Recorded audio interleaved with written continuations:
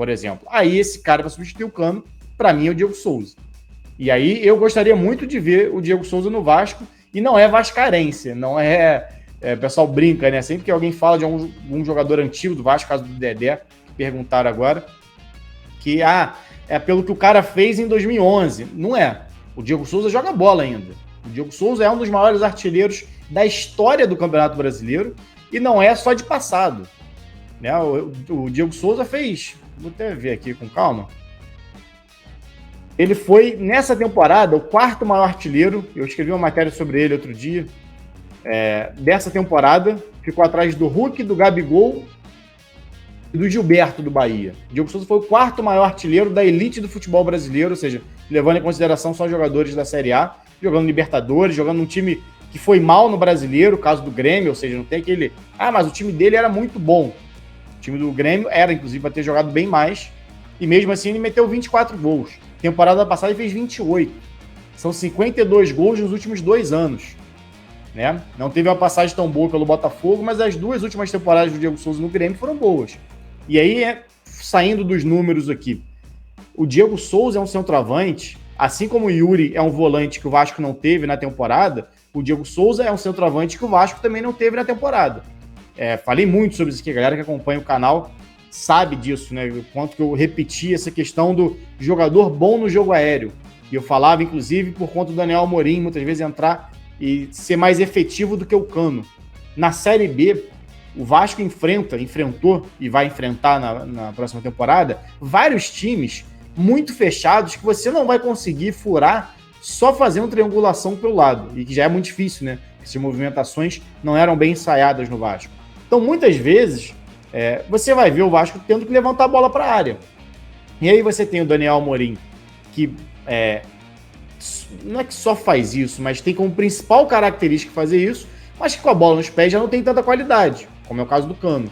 E você tem no Diego Souza o melhor dos dois mundos, que é um cara que sabe preparar a jogada, consegue fazer um pivô com qualidade, o Daniel Amorim já não tem tanto essa virtude, consegue entrar na área como centroavante para finalizar por cima, por baixo, cara que tem um ótimo senso de posicionamento, muito acima da média, é forte fisicamente para disputar com o zagueiro, ou seja, consegue incomodar muito mais a defesa, tem a bola parada, finaliza muito bem de média distância.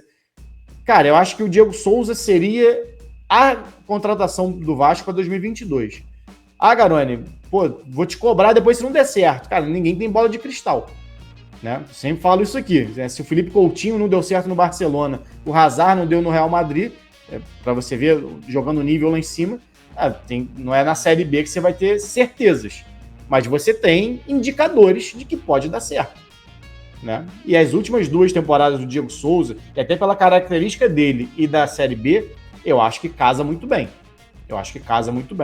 Garone, mas a gente está falando de um Vasco que teve muita dificuldade para marcar sem a bola. Como é que vai ter Diego Souza e Nenê? Exatamente por isso você tem um Yuri, por exemplo. Exatamente por isso que eu acho que o Vasco tem que ter um outro volante de mais pegada. O Rezende, que estava no Goiás, enfim, jogadores mais fortes e bem fisicamente para compensar exatamente você ter ali 2 jogadores a menos na marcação. Nem é tão a menos assim. O Nenê, por exemplo, é um cara que consegue pressionar durante um certo tempo. O próprio Diego Souza, se não tiver que jogar 90 minutos, consegue em muitos momentos pressionar. Né? Você não pode ter a obrigação desses caras jogarem 90 minutos. Mas aí você passa a ter, só para dar um exemplo, tá? O Regis para entrar na vaga do Nenê e o Caio Dantas para entrar na vaga do Diego Souza, você consegue equilibrar isso. Né? Você define o jogo antes na qualidade desses caras e depois você mantém a pegada do time com a entrada de outros jogadores. Daniel De La Riva, galera, você realmente acha o Diego Souza uma boa? Sim, para mim, a melhor opção. O pessoal do Avia comentou da questão dele jogar com o Nenê. E é complicado, né? Em termos de personalidade difícil e peso da idade. Bom, eles jogaram juntos no São Paulo. Então não acho que personalidade difícil, não acho que seja um problema entre os dois. Você tem que ter um equilíbrio. O Cano também não marcava. O Cano foi começar a marcar com o Diniz depois. O Cano tinha feito 4 desarmes em 25 jogos de Série B. Né? E a questão não era só ele. O resto do time não participava. Então acho que eu até já falei sobre isso aqui, né? Sobre essa questão dos dois. Eu acho que cabe. Você vai ter que montar um entorno que compense isso. Só que tudo no futebol, você vai ter que compensar de algum lado. Você não tem 10 Messi jogando. né? E se tivesse, você teria problema no jogo aéreo defensivo também. Então você tem sempre um pró e contra de todo jogador. Qualquer outro centroavante que o Vasco contratar vai ter pró e contra. Agora, o que esses caras entregam de positivo? Diego Souza e Nenê? Gols. Decisivos. São dois jogadores decisivos. Com assistência, com gol. São dois caras que desequilibram. Né? E aí, o que você vai perder? Você vai perder um pouquinho de força, né, na defensiva quando tiver sem a bola. Mas são os dois caras que ficam mais à frente. A maioria dos times defendem no 4-4-2. E quem seria esse cara que ficaria com o Diego Souza? O Nenê.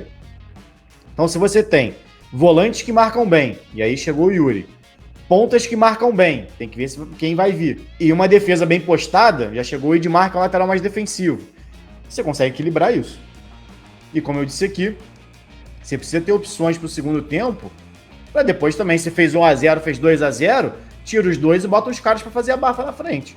Os caras não tem que jogar 90 minutos. Né? Até porque se não jogarem os 90 minutos, a chance de render os 60, 65 todo jogo é muito mais alta. Então acho que dá para jogar junto sim, sem problema nenhum. Desde que tenha um time mais equilibrado.